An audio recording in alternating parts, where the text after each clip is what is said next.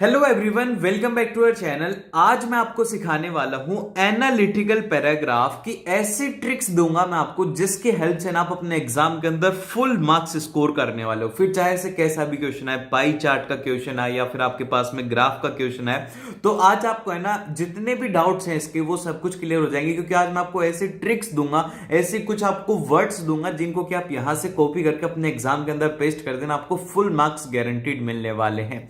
और यहां पे जो एनालिटिकल पैराग्राफ है ना, ये आपके एग्जाम के अंदर पूछा जाता है, 5 नंबर में पूछा जाता है और आपको इसके लिए लिखने होते हैं 100 से 120 वर्ड्स। ठीक है, ये तो हो गया क्वेश्चन की क्या आएगा क्वेश्चन में।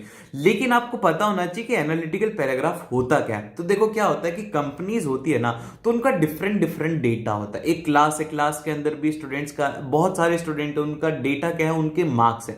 तो एक पाई चार्ट बना दिया जाएगा, इसके अंदर दे दिया जाएगा कि मैथ्स के अंदर एक स्टूडेंट के इतने मार्क्स है, साइंस के अंदर इतने हैं। इस तरीके से पूरा कोई भी डेटा होता है उसको इनके चार्ट की हेल्प से रिप्रेजेंट किया जाता है। अब इस चार्ट को हमें ना अपने वर्ड्स के अंदर एक्सप्लेन करना होता है। तो देखो, हम इसके बारे में बात करें उससे पहले हम बात करते हैं इसके फॉर्मेट की।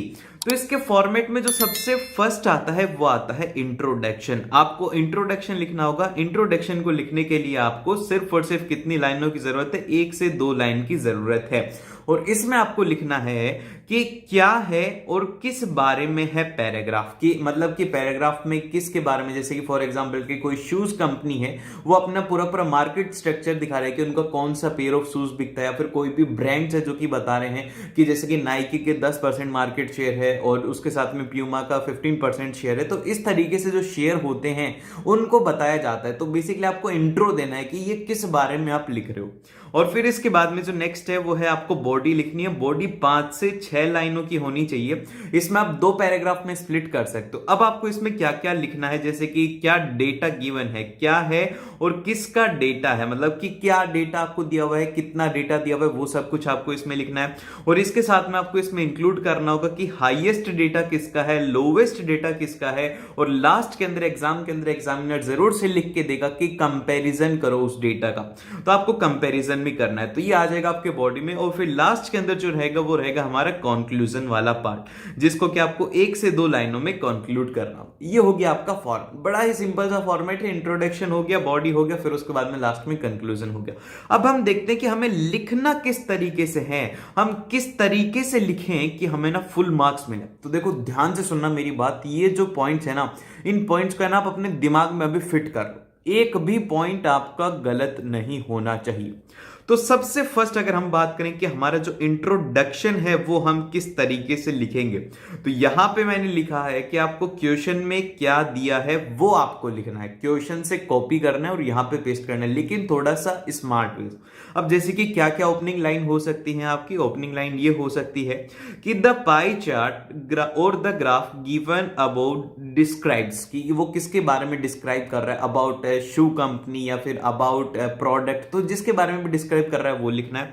या फिर अगर टेबल की फॉर्म में डेटा दिया हुआ है तो आप ये लिख सकते हो कि द टेबल सजेस्ट, और अगर लाइन ग्राफ की फॉर्म में है तो द लाइन ग्राफ शोस। ये तो हो गया बेसिक। क्या है ये? तो नूब हो गए। क्या हो गए? ये हो गए नूब। ठीक है, नूब लिखते हैं इनको। इसमें ना अच्छा नहीं लगेगा, लेकिन अगर टीचर को इंप्रेस करना है ना तो एक लाइन ये रट जाओ, ये वाली वोकैब वो ये है कि आपको लिखना है कि the given pie charts illustrate. Illustrate मतलब तो वही है कि the given pie chart shows, लेकिन आपका यहां पर जो कीवर्ड है ना ये वाला इलस्ट्रेट, ये एक अलग ही इंपैक्ट डालेगा और इसको अंडरलाइन और कर देना तो मजा आ जाएगा फिर। तो ऐसा ये वाला वर्ड आपको एज इट इज यहां से ये वाली लाइन को कॉपी करना और स्टार्टिंग में ये लिख देना कि the given pie chart, the given graph illustrates that, और फिर उसके बाद में जो भी हमें क्वेश्चन में गिवन है वो हम उसमें लिख देंगे। देन फिर इसके बाद में जो हमारी बॉडी है, अब इसमें हमें क्या करना होगा, बॉडी में हमें डिस्क्राइब करनी होंगी क्वांटिटीज को। अब क्वांटिटीज को हम किस तरीके से डिस्क्राइब करेंगे, इसको हम लोग डिस्क्राइब करेंगे जैसे कि आपको डेटा गिवन होगा कि 33% ऑफ ये इतना रहेगा। फिर उसके बाद में कोई भी अलग अलग डेटा है ना, तो आपको स्टार्टिंग करनी है कि 33% of its data is on that thing, और फिर उसके अलावा जितना भी है वो हम लिखेंगे। और इसमें आपको जो नेक्स्ट चीज इंक्लूड करनी है वो करनी है हाईएस्ट और उसके लोवेस्ट, की सबसे ज्यादा हाईएस्ट किसका है, सबसे ज्यादा लोवेस्ट किसका है, ये आपको इसमें इंक्लूड करना है। फिर इसके बाद में आप ये भी लिख सकते हो कि very close to 6%, almost equal to, और उसके साथ में 1/3 भी लिख सकते हो कि 1/3 of its market is captured by this brand. तो इस तरीके से आप ना 1/3 जो है इसको आप 33% होता है, इसको हम लोग 1/3 लिखते हैं। तो 33% की जगह पर आप 1/3 लिखोगे तो ये थोड़ा ज्यादा अट्रैक्टिव लगता है। फिर इसके बाद में लास्ट में आप लिख सकते हो रफली या फिर अप्रोक्सीमेटली, कोई भी अगर डेटा है जो कि आपको नहीं पता तो आप रफली एस्टिमेट या फिर अप्रोक्सीमेटली एस्टिमेट करके उस डेटा को बता सकते हो। और फिर इसके बाद में नेक्स्ट आता है, ये सिर्फ और सिर्फ डिस्क्राइबिंग द ट्रेंड्स, ये है ग्राफ के लिए, ठीक है, ग्राफ के लिए हम इसे यूज में लेंगे।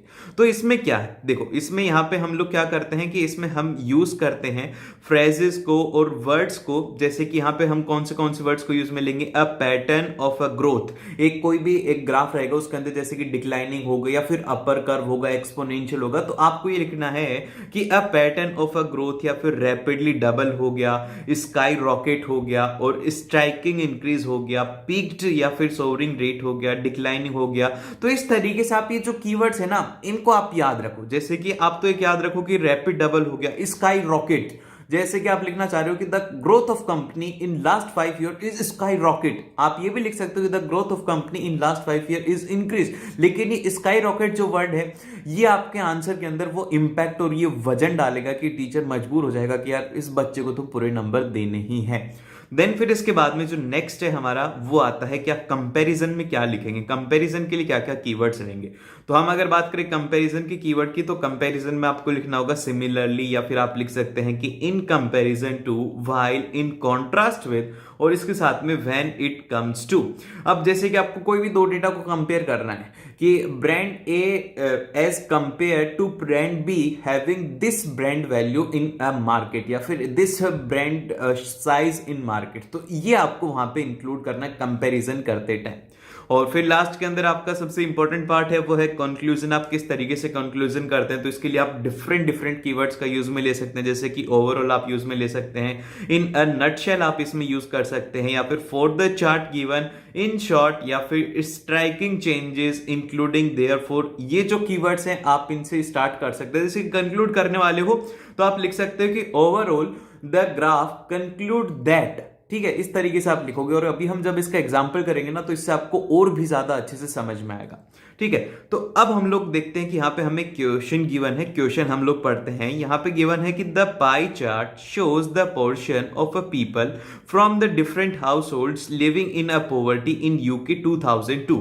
ये आपको डेटा गिवन है कि जो यूके के लोग हैं उनमें डिफरेंट घर हैं, वो किस तरीके से गरीबी में जीते हैं। और फिर इसके बाद में यहाँ पे हमसे कहा गया कि write an analytical paragraph to describe the information in 100 and 120 words. अब आपको इसको डिस्क्राइब करना है तो कैसे करोगे। तो देखो सबसे पहले तो हमारा क्या लिखेंगे, हम इंट्रो लिखेंगे। तो इंट्रो में हम हमारा इंट्रो किस तरीके से स्टार्ट करेंगे, तो वो जो मैंने लाइन बताई थी ना कि the given pie chart illustrates, वहां से हम लोग इसे स्टार्ट करें। तो देखो हमारा ये जो इंट्रो है वो यहां पे इस तरीके से रहेगा कि the given pie chart illustrates, ठीक है, ये होगी हमारी पहली लाइन जो कि हमें पता थी। अब यहां पे इसमें किसके बारे में है, ये देखो यहां पे इसमें 7 डिफरेंट हाउस होल्ड्स है, तो वही हमने लिखा कि इट डिफरेंट, मतलब कि एक तरीके से illustrate 7 different categories of a house hold living in a poverty in UK 2002। अब ये कहां से लिखा भैया, ये तुम्हें क्वेश्चन में ही गिवन है। देखो ये वाली लाइन कि the shows the portion of a people from different household living in a poverty in UK in 2002। तो ये तो आपको क्वेश्चन में ही गिवन है, तो ये वाली line as it is copy करके पेस्ट कर सकते हो। लेकिन हमने इसमें थोड़ा सा मॉडिफाई क्या किया, हमने पैराग्राफ में देखा कि 7 डिफरेंट है तो हमने उसमें 7 डिफरेंट लिख दिया। इससे क्या हुआ कि हमारे आंसर के अंदर वजन बढ़ गया, हमारे आंसर का ऐसा लगेगा कि सच में इसको एनालाइज किया गया है, ठीक है। अब ये तो हो गया हमारा इंट्रो का। देन फिर इसके बाद में हम लोग बात करते हैं कि हमें बॉडी जो है उसमें क्या क्या पॉइंट्स लिखने, कैसे पॉइंट लिखना है। तो देखो सबसे फर्स्ट आपको है ना ये जो पाई चार्ट गिवन है इसको एनालाइज करो, इसमें निकालो कि हाईएस्ट डेटा किसका है, और फिर उसके बाद में निकालो कि इसमें लोवेस्ट डेटा किसका है।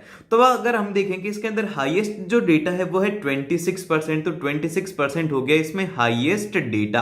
अब ये किसका है, ये यहां पर सोल पेरेंट का हो गया। और फिर इसके बाद में जो लोवेस्ट डेटा है वो है यहां पर 5%। अब ये किसका है, ये है यहां पर एज्ड कपल का, ठीक है। ये आपको डेटा पता होना चाहिए। क्योंकि हम जो है ये 2 पॉइंट्स को तो एक एक लाइन के अंदर पूरा लिखेंगे कि ये जो हाईएस्ट डेटा है वो किसका है और क्यों है। ठीक है, ये पॉइंट हो गया। फिर इसके बाद में लोवेस्ट है तो ऐसा क्यों है। ये 2 पॉइंट अगर हम लिखेंगे तो हमारे 2 पॉइंट यहां पे ही कवर हो जाएंगे। और फिर इसके बाद में हम बाकी जितने भी बचे हुए हैं इनमें कंपैरिजन करेंगे। तो अब हम किस तरीके से करेंगे वो देखते हैं। सबसे पहले तो इसकी स्टार्टिंग जो है वो काफी ज्यादा इंपॉर्टेंट है। स्टार्टिंग वाली लाइन यहां से कॉपी कर लो और एग्जाम के अंदर जाकर के पेस्ट कर देना। तो यहां पे ये होगा, आपकी स्टार्टिंग लाइन इस तरीके से होनी चाहिए, it is clearly seen from the pie chart that.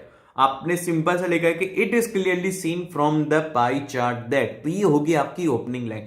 अब देखिए यहां पर एक डाउट आपको आना चाहिए, जो मैंने यहां पर लिख रखा है ना, इंट्रोडक्शन, ये नहीं लिखना है। देखो इंट्रोडक्शन और बॉडी मत लिख देना, ये बस मैंने आपको समझाने के लिए लिखा है, ये एग्जाम में नहीं लिखना है। और जब आपका इंट्रोडक्शन हो जाए देन फिर इसके बाद में आप इसके बीच में एक लाइन का गैप छोड़ सकते हैं और इसके बीच में भी एक लाइन का गैप छोड़ सकते हैं और इनको पैराग्राफ में लिखने की कोशिश करना। ठीक है, समझिए ये बात, ये मत लिख देना इंट्रोडक्शन बॉडी, ये नहीं लिखने की जरूरत है। देन फिर इसके बाद में आप इसको अब किस तरीके से लिखेंगे वो देखते हैं एक बार। नेक्स्ट वाला हमारा फर्स्ट डेटा हम लोग इसमें लिखेंगे डेटा के साथ में, वो ये रहेगा कि 26% of total poverty stricken households are those of a sole parents.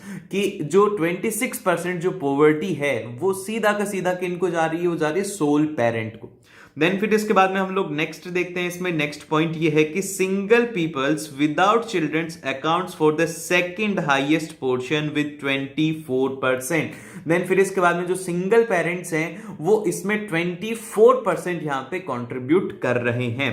Then फिर इसके बाद में हम लोग करेंगे कंपैरिजन। हमने 2 डेटा के बारे में लिख दिया है। देन फिर इसके बाद में हम लोग जाएंगे कंपैरिजन के ऊपर। आपको मैक्सिमम बस 2 डेटा के बारे में लिखना होता है और फिर इसके बाद में आप 2 डेटा को कंपेयर कर दो, आपका एनालिसिस कंप्लीट हो जाता है। तो अब हम इसमें लिख सकते हैं, इसका जो हम डेटा लिखेंगे इसका जो सबसे पहली लाइन है कि इन कॉन्ट्रास्ट। ठीक है, ये वाली लाइन जरूर से याद रख लेना। ये जो वर्ड्स है ना मैं आपके लिए मार्क कर रहा हूं, तो आप ये वर्ड्स को जरूर से याद रखना।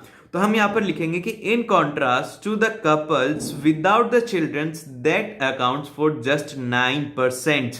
देन फिर इसके बाद में कि जो कपल्स हैं जिनके बच्चे नहीं हैं वो भी 9% अकाउंट करते हैं। फिर इसके बाद में couples with the children accounts for the 15% of poor house holds. कि अब देखिए आपने क्या किया, यहां पर बेसिकली जो 2 डेटा हैं उनको कंपेयर किया है। तो आपको 2 डेटा को कंपेयर करना है, सिंपल सा उनके बारे में एक एक पॉइंट लिखना है और आपको यहां पे कंप्लीट हो जाएगा। देन फिर इसके बाद में जो नेक्स्ट आता है ये है जो मिनिमम डेटा है वो हम लिख देंगे कि single aged persons and single aged couples portion for the 12% together for the poor house holds. जो सिंगल एज्ड पर्सन या फिर सिंगल एज्ड कपल्स हैं वो उनका जो है वो है 12% का है टोटल। ये हो गया। देखो इसमें ज्यादा कुछ भी नहीं किया, हमने सबसे पहले तो मैक्सिमम बता दिया, फिर उससे कम वाला बता दिया, फिर उसके बाद में हमने 2 डेटा को कंपेयर कर दिया, फिर लास्ट के अंदर हमने पूरा अच्छे से एनालिसिस कर दिया जिनका इक्वल डेटा था। और फिर लास्ट के अंदर हम लोग इसका कंक्लूजन निकालेंगे। तो कंक्लूजन में हम लोग इसकी स्टार्टिंग करेंगे कि overall 14% of the households in UAK were living under poverty। कि 14% से ज्यादा जो हाउस होल्ड्स हैं वो यूके में पोवर्टी में रहते हैं। देन फिर इसके बाद में जो नेक्स्ट है वो ये है कि the younger generation had a greater poor percentage than the aged counterparts. अब जैसे कि ये तो आपके यहाँ पे एनालिसिस का है, वो जो डेटा था उसमें आप देख सकते हो कि सबसे कम जो है यहाँ पर एज्ड कपल्स हैं वो काफी उनका डेटा कम है और वहीं पर जो यंग कपल्स हैं उनका जो डेटा है वो ज्यादा है। तो ये आपको इसमें एनालिसिस से ही पता लगेगा, अगर नहीं लिखोगे तो भी कोई बात नहीं, लेकिन आपको ये लिखना चाहिए। देन फिर इसकी लास्ट वाली लाइन इस तरीके से रहेगी कि couples without the childrens had the better economic condition than those with childrens. की जो कपल्स है जिनके पास में बच्चे नहीं है, जिनके बच्चे नहीं है, उनकी इकोनॉमिक कंडीशन काफी ज्यादा अच्छी है। अब ऐसा क्यों है? ऐसा इसलिए है क्योंकि देखो बेसिकली जिनके बच्चे नहीं है उनको एजुकेशन फीस नहीं उठानी पड़ती, उनको बाकी के एक्सपेंसेस नहीं उठाने पड़ते, तो वहां पर जो है उनकी एक तरीके से आप बोल सकते हो कि उनकी इकोनॉमिक कंडीशन उस केस में बेहतर है। तो ये कैसे पता लगेगा? आपको ये पढ़ के पता लग जाएगा। और इसमें ज्यादा कुछ भी नहीं है, आप सिंपल से जो आपने फर्स्ट डेटा लिखा है ना उसी को ही थोड़ा सा मैनिपुलेट या फिर उसको ही थोड़े से वर्ड्स को चेंज करके आप इसको लिख सकते हो, इतना आसान था। देन फिर इसके बाद में हमारे पास में अगला क्वेश्चन आता है जो कि हमारा ग्राफ क्वेश्चन रहेगा। ग्राफ क्वेश्चन को थोड़ा सा ध्यान से देखना, इनके डेटा काफी ज्यादा इंपॉर्टेंट है, इसमें कुछ ऐसे वर्ड्स होंगे जो कि आपको अच्छे से याद रखने हैं। तो सबसे पहले हम क्वेश्चन को पढ़ते हैं। क्वेश्चन में कहा गया है कि the graph given shows a estimated sales of a gold in Dubai in 2002 की आपको सेल्स गिवन है। तो इस डेटा के अंदर आपको सबसे फर्स्ट तो निकालना है कि इसमें पीक पॉइंट कौन सा है। तो हम अगर बात करें यहाँ पे पीक पॉइंट की, तो ये है पीक पॉइंट, ठीक है, ये तो हो गया इसका पीक पॉइंट। फिर इसके बाद में इसका लोवेस्ट पॉइंट कौन सा है, ये दो हो गए इसके लो पॉइंट, ठीक है, ये हो गए दो लो पॉइंट। और यहां पर इसकी स्टार्ट में क्या सेल थी, ठीक है, ये स्टार्टिंग के अंदर इसकी क्या सेल थी और ईयर के एंडिंग में इसकी क्या सेल थी, ठीक है। ये चार डेटा मैंने आपको बता दिए कि स्टार्टिंग में क्या थी, फिर उसके बाद में आप बताएंगे कि जो इस जनवरी की स्टार्टिंग के अंदर इनकी सेल्स थी 200 मिलियन दिरहम्स। फिर उसके बाद में मार्च में इनका पीक था जिसके अंदर इनकी सेल्स थी 350 मिलियन दिरहम्स। देन फिर इसके बाद में सीधी फॉल हुई जुलाई तक, जुलाई के अंदर इनकी सेल्स थी only and only 100 million dirhams, या फिर आप बोल सकते हो 120 अप्रोक्सीमेटली, ठीक है। यहां पे आप लिखना ये जो है ये लोवेस्ट डेटा के लिए आपके लिखेंगे कि अप्रोक्सीमेटली 120 मिलियन दिरहम्स। और फिर इसके बाद में इट बाउंस बैक इन अगस्त, फिर अगस्त के अंदर आप लिखेंगे कि इसकी सेल्स थी वो थी अप्रोक्सीमेटली रफली या फिर अराउंड आप लिख सकते हो 200 मिलियन दिरहम्स। फिर इसके बाद में डाउन गया, फिर इसके बाद में आप गया। तो ये मैंने आपको बेसिक ओवरव्यू बता दिया कि आप इसमें क्या लिखेंगे। अब हम देखते हैं कि हम किस तरीके से इसको लिखेंगे। तो आप जब भी आपको पैराग्राफ का क्वेश्चन आए तो इसमें देखना कि स्टार्टिंग कहां से हो रही है, फिर इसका पीक टाइम कब गया था, फिर इसका लोवेस्ट टाइम कब गया था और इसका एंड कहां पे हुआ था।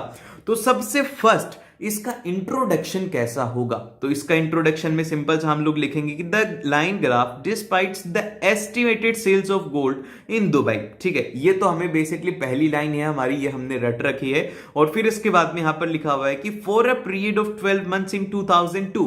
तो ये आप कहां से लिखा भैया, तो ये तो भैया थोड़ा सा कॉमन सेंस था, थोड़ा सा दिमाग लगा लिया कि 12 महीने की है, 2002 का डेटा दिया हुआ है, तो आप ये लिख सकते हो कि 2002 के अंदर 12 महीने की सेल्स दी हुई हैं। फिर इसके बाद में यहां पर आता है कि इन मिलियंस ऑफ दिरहम्स। अब ये कहां से पता लगा है, ये देखो ये यहां पर गिवन है मिलियंस ऑफ दिरहम्स, तो ये यहां पर थोड़ा सा प्रेजेंस ऑफ माइंड से पता लगेगी ये बात, ठीक है। ये हो गया हमारा इंट्रोडक्शन, बहुत ही शानदार इंट्रोडक्शन हो गया। देन फिर इसके बाद में हम लोग लिखते हैं स्टार्टिंग कैसे हुई थी, ठीक है। मैंने आपको बताया था ना कि स्टार्टिंग वाला पॉइंट है वो भी काफी ज्यादा इंपॉर्टेंट है। तो यहां पे आप लिखेंगे कि in January 2002 the sales of stood at 200 million dirhams, it steadily increased. अब देखिए यहां पर ये जो वर्ड्स इट स्टेडली इंक्रीज्ड, ये वाला जो वर्ड है ये जरूर से मार्क कर लेना कि इट स्टेडली इंक्रीज्ड थ्रू, ठीक है, it steadily increased through the next month and peaked to 350 million dirhams.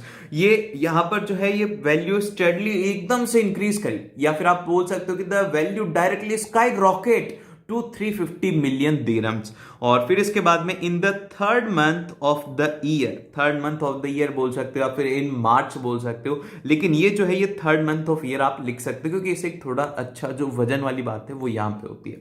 और फिर इसके बाद में आप यहां पे लिखेंगे कि however the gold sales started to plummet over the next 3 months and it hits the 110 million dirhams in the month of July. तो यहां पे हमने लिखा है कि भैया इसके बाद में क्या हुआ कि जो सेल्स है वो डाउन जाने लग गई, या फिर आप इसको लिख सकते हो कि प्लम्मेट हो गया। तो ये सब जो चीजें हैं ये वर्ड्स हैं, इन वर्ड्स को आपको याद रखना है। वो जो मैंने वर्ड्स बताए थे ना पीछे रिवर्स करके देखना, उन वर्ड्स को आपको याद रखना है। फिर इसके बाद में यहां पे जो नेक्स्ट है कि अनएक्सेप्टेडली द सेल्स डबल्ड इन अगस्त, और सेल्स जो थी वो डबल हो गई अगस्त में, before coming down to the same level as in July for the month of September. फिर इसके बाद में आप बोल सकते हो कि जो सेल्स थी अनएक्सेप्टेडली डबल हो गई, क्यों हुई पता नहीं क्यों हुई। फिर इसके बाद में फिर से वो डाउन होगी। और फिर इसके बाद में नेक्स्ट में लिखा हुआ है कि for the next 2 months of the year the gold sale levels of 180 million dirhams and then slightly increased in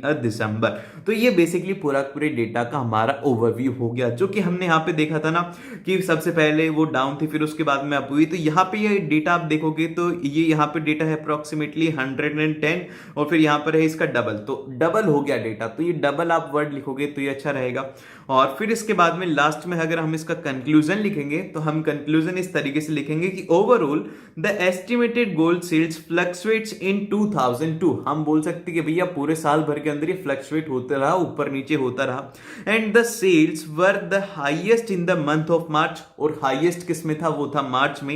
and lowest in the month of July and September, और जो सबसे लोवेस्ट था वो था जुलाई और सितंबर में। ये होता है कंक्लूजन में आपको कंक्लूड करना।